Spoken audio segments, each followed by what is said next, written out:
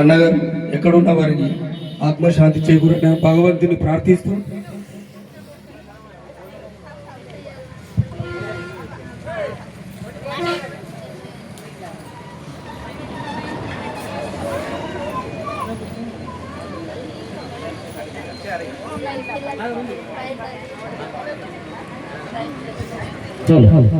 మరి నారాయణ కోసం ఒక స్పెషల్ గా సాంగ్ చేయడం జరిగింది.